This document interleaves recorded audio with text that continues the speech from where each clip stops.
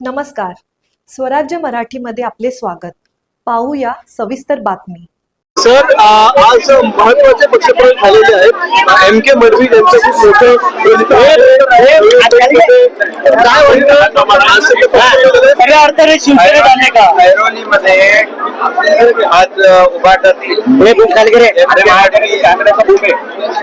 माजी नगरसेवक विनया मडवी, त्याचबरोबर करण मडवी आणि तेजश्री मडवी या चौघांनी शिवसेनेमध्ये प्रवेश घेतलेला उभाटामधून मी त्यांचं मनापासून स्वागत करतो आणि त्यांना शुभेच्छा देतो. त्यामुळे ऐरोलीमध्ये पूर्णपणे शिवसेनेचा पूर्ण जो ऐरोली भागामध्ये शिवसेना अधिक मजबूत होईल आणि शिवसेनेची ताकद तिथे ऐरोलीमध्ये अगोदर पासूनच मजबूत आहे आणि एम के मडवी आणि त्यांच्या कुटुंबियांनी प्रवेश केल्यामुळे आणखी शिवसेना तिथे मजबूत होईल. एम के मडवी एक कार्यकर्ता म्हणून काम केले अनेक वर्ष करतो.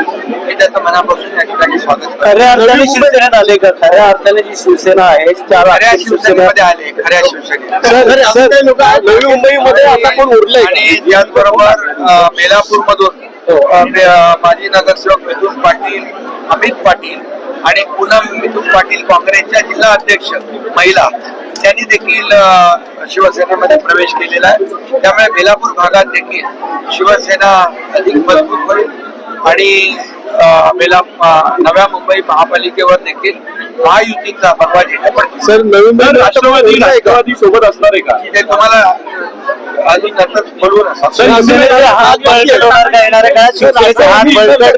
शिवसेना मजबूत आहे, बळकट आहे आणि या अशा सर्व लोकांच्या विश्वासामुळे अधिक बळकट होईल.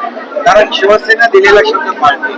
शिवसेनेचा अजेंडा डेव्हलपमेंट आहे आणि म्हणून सर्वसामान्य माणसाला न्याय देण्याचं काम शिवसेना करते आणि म्हणून राज्यामध्ये देशामध्ये महायुतीचं सरकार आहे. देशामध्ये आदरणीय प्रधानमंत्री नरेंद्र मोदीजी आमचे नेतृत्व करतात, देशाला पुढे नेत आहे आणि राज्यात देखील समविचारी पक्ष आणि म्हणूनच डबल इंजिन सरकार महाराष्ट्रात आहे. त्याचबरोबर स्थानिक स्वराज्य संस्थांमध्ये देखील एका विचाराचं समविचारी पक्षाचं सत्ता आली तर डबल वेगाने, ट्रिपल वेगाने या ठिकाणी अशा शहरांचा देखील विकास होतो आणि म्हणून लोक हाच विचार करतात. शेवटी डेव्हलपमेंट आणि डेव्हलपमेंट हाच अजेंडा शिवसेनेचा आणि महायुतीचा असल्यामुळे या ठिकाणी लोक येत आहेत.